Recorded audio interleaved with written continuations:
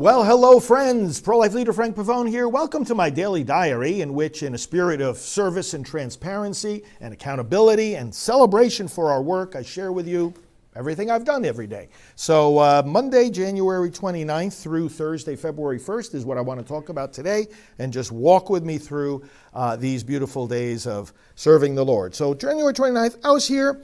I started with some taping here in the studio in the morning. I like to use the early morning hours, quiet, and get some taping done, especially for times that I'll be traveling and away from the studio.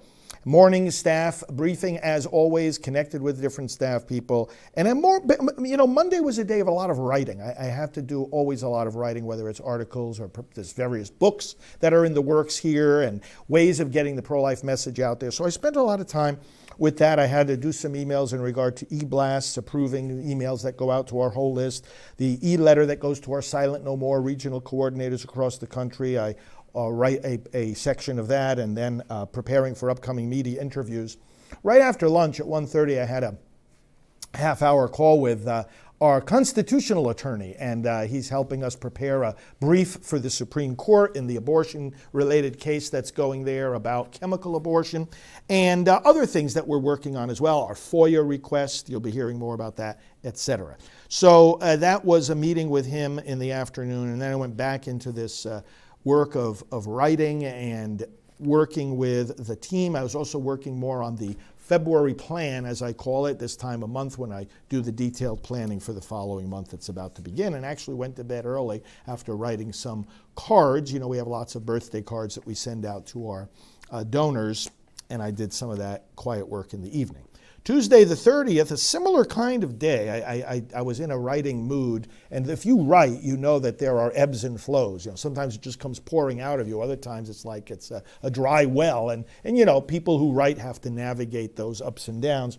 But I was in a good writing period here. Tuesday, January 30th, I was doing some preparation for leaders meetings. Of course, had our staff briefing and all that usual appointment in the morning.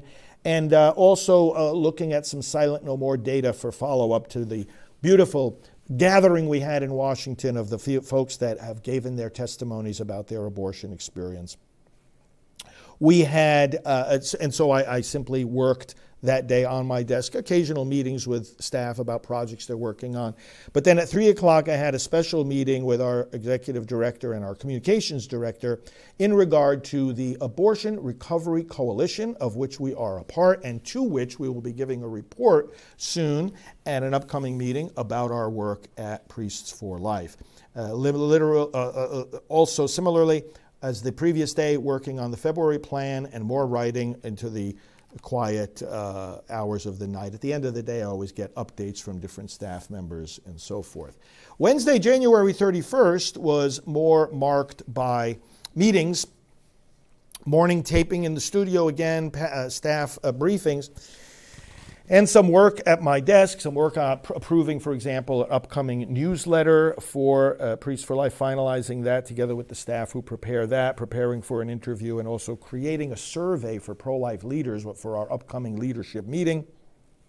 I put together the questions for that survey. But then we were blessed on the 31st to have a group here, a pastoral group from one of the local churches here in Titusville, and a very vibrant church community.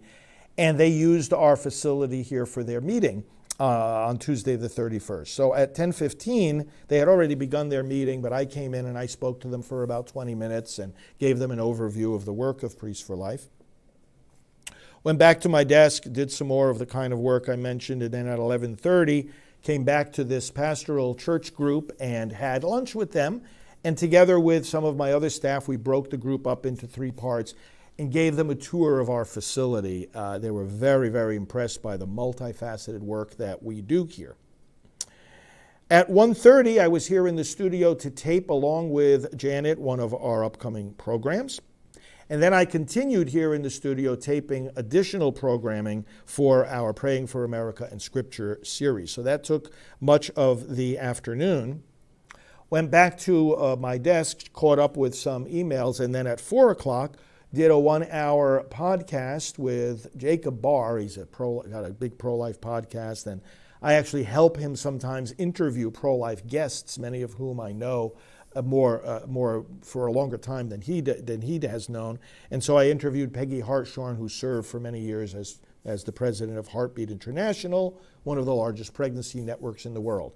The moment that interview finished at around 5:15, I came in here to the studio to do a live interview for one of the national conservative TV shows. Did that, and then by the time that was finished, went back to my office and got the end-of-day updates from staff. Took my walk. I was on the phone with some of our administrative team to get some updates. Had some quick dinner, and then at 8:15 I had or 8:30 I should say, had a meeting by Zoom with one of the staff who handles travels, plans for upcoming trips, evaluation of invitations.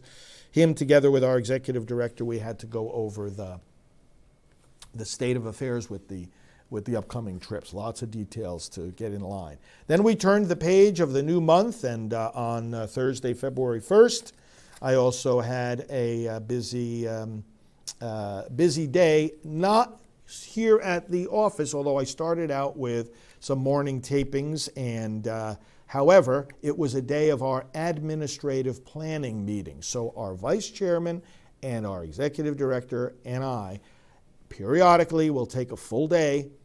And boy, was it an energetic day, because we were talking about the unique opportunity that we face right now in the pro-life movement to win over our nation from the hands of those that are trying to make it pro-abortion. Critical election, obviously.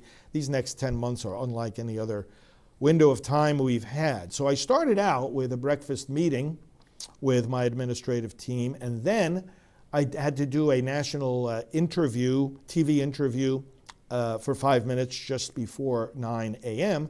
And then when that was finished, went into this day-long series of meetings, again with our executive director and vice chairman. We did it away from the office so that we could have an uninterrupted time of focus. At lunchtime, I did check in with a couple of different staff members. We had to get a message out to the pro-life leaders with this survey that I mentioned earlier that they will fill out in preparation for our intensive strategy meeting that we will have here soon. I also checked in with our chief operating officer and others, but then we went back into the intensive planning meetings, and then at the end of the day, I was able to catch up with staff on email and also do some more writing. Came back to the office later at night and did some quiet work here before going to bed. Those were the 4 days of the 29th through the 31st of January and February 1st, 2024. Hope your days are going well. Stay focused, friends. Remember, nobody else gets to decide what you're going to do and think about. Keep focused on what God has called you to do, and let's have the joy of doing it together. God bless you, and we'll talk to you soon.